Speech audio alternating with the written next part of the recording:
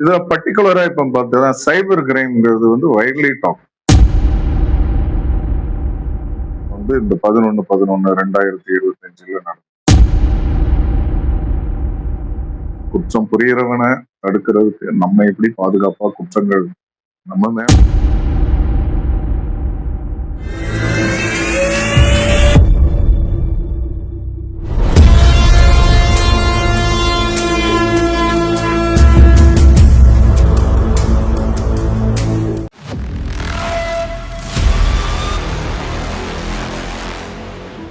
இது வந்து ஒரு புது டாபிக்கா ஸ்டார்ட் பண்ணலான்னு ஒரு முடிவு எடுத்து எனக்குன்னு சில சப்ஜெக்ட் கொடுத்துருக்குறாங்க. இதுல வந்து குற்றங்கள் அப்படிங்கிற ஒரு தலைப்புக்கு கீழே சைபர் குற்றம், சைபர் கிரைம்ங்கிறது இன்னைக்கு ரொம்ப வைட்லி பயன்படுத்தப்படுற ஒரு சென்டென்ஸ். ஏற்கனவே குற்றங்கள்ங்கிறது வந்து சமுதாயம் என்னைக்கு டெவலப் ஆச்சோ, என்னைக்கு மனிதர்கள் எல்லாம் சேர்ந்து வாழ ஆரம்பிச்சாங்களோ, ஒருத்தர் மேல ஒருத்தர் சம்பந்தப்பட்டு இருக்கிறது. டிபெண்ட் இண்டிபெண்ட்ங்கிறது என்னைக்கு மறைஞ்சு டிபெண்ட் வந்ததோ அன்னையில இருந்து குற்றங்கள் வந்து கண்டிப்பா நிகழதான் செஞ்சது. அப்புறம் அது அரசாங்கங்கள், மன்னர்கள் ஆட்சி, அதுக்கப்புறம் சப்சிக்வெண்ட் கவர்மெண்ட், இது எல்லாமே வந்து குற்றங்கள் என்னென்ன குற்றங்கள் அப்படின்னு வரையறை பண்ணி அந்தந்த குற்றங்களுக்கு என்னென்ன தண்டனை, அந்த குற்றங்கள் நிரூபிக்கப்பட்ட தண்டனை, அதுக்கு நீதிமன்றங்கள், இப்படி வந்து வைடா நிறைய இருக்கு. இதுல பர்டிகுலரா இப்ப பார்த்தா சைபர் கிரைம்ங்கிறது வந்து வைட்லி டாக். எதுக்காக அப்படின்னா மனிதன் பயன்படுத்துற டெக்னாலஜி. மனிதன் வந்து அந்த டெக்னாலஜி, அதாவது ஆன்லைன் டெக்னாலஜியோ, முகத்துக்கு முகம் பார்க்காம விஷயங்களை வந்து பரிமாறிக்கொள்ளக்கூடிய டெக்னாலஜி என்னைக்கு வந்ததோ, இங்க இருந்தே ரிமோட்ல ஆன் பண்ணக்கூடிய டெக்னாலஜி என்னைக்கு வந்ததோ, அந்த டெக்னாலஜிக்கு அப்புறம் வந்து அது சம்பந்தப்பட்ட குற்றங்களும் அதிகமாயிடும். உதாரணத்துக்கு பார்த்தீங்கன்னா டெல்லி பாம் பிளாஸ்ட் வந்து இந்த 11/11/2025 நடந்தது. I think so 10th or 11th, I don't think, Monday. இதுல பயன்படுத்தப்பட்டிருக்க ஒரு அப்ளிகேஷன், தட் இஸ் அப்ளிகேஷனை இந்த இப்போ நாப்ட் டெரரிஸ்ட், பிடிக்கப்பட்ட டெரரிஸ்டுகள், இவங்க சம்பந்தப்பட்ட அந்த டீடைன்டு பர்சன், செத்து போனவனுங்க, இது எல்லாருமே வந்து இந்த அப்ளிகேஷனை பயன்படுத்து. இது வந்து ஒரு பெய்டு அப்ளிகேஷன். இந்த பெய்டு அப்ளிகேஷன் மூலமா அவங்களுக்குள்ள எல்லா நெட்வொர்க்கும் பரிமாறப்பட்டிருக்கு. அதை வந்து யாருக்கும் தெரியவும் செய்யாது. So they have selected. இது வந்து ஒரு வகையான கிரைம் இன்டென்ஷன். அது மூலமா வந்து கிரைம் செய்யறது. கிரைம் இன்டென்ஷனுக்கு தான் பனிஷ்மெண்ட்.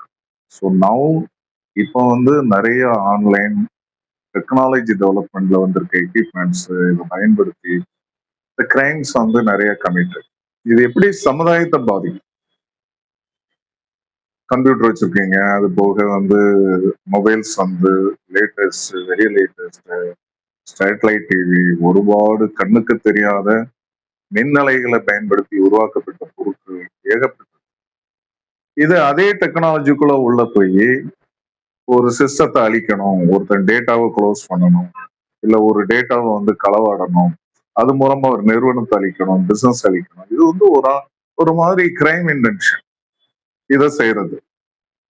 அது போக வந்து பெண்கள் மேல செய்யக்கூடிய குற்றச்சாட்டுகள், குற்றங்கள் அதிகமா இருக்கு.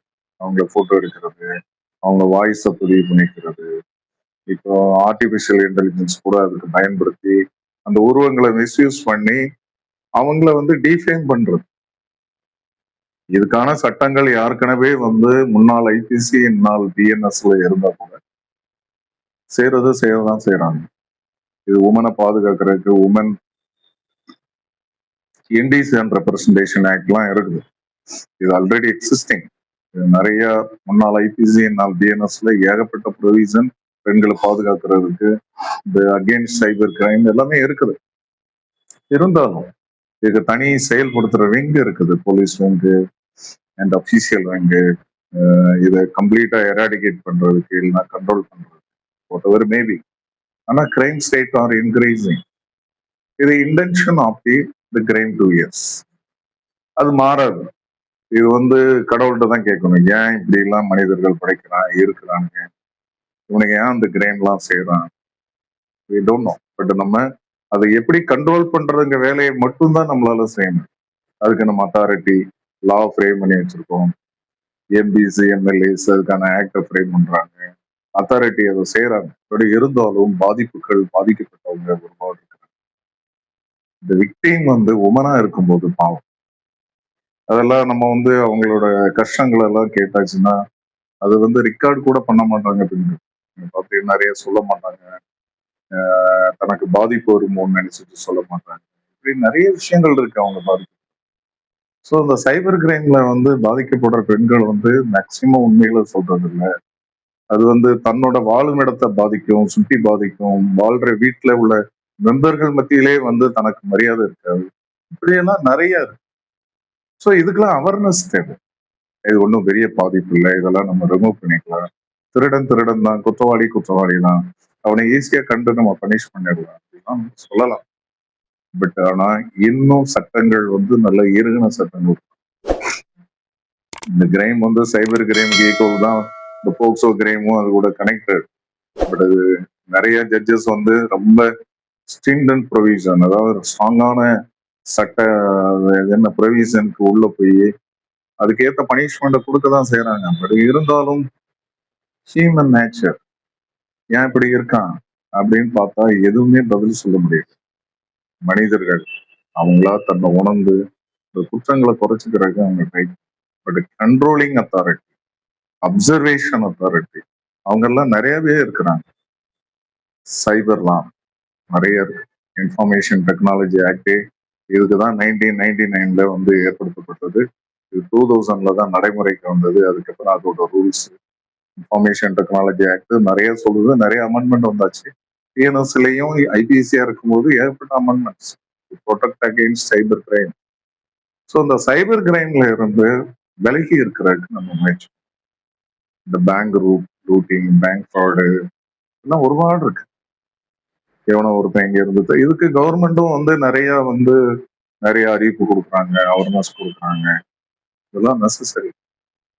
இந்தியா மாதிரி டெமோக்ராட்டிக் நேஷன்ல வந்து கடுமையான சட்டங்களை ஃபாலோ பண்றது ரொம்ப கஷ்டமான விஷயங்கள் தான். பட் இருந்தாலும் சட்டங்கள் மூலமா, அரசு துறைகள் மூலமா, தனிப்பட்ட முறை மொத்தமா, அதாவது ஸ்டூடெண்டாலும் சரி யாருனாலும் சரி ஒருத்தங்களுக்கு தெரிஞ்சது இன்னொரு விஷயங்களை மற்றவங்களுக்கு சொல்லி கொடுக்கும்.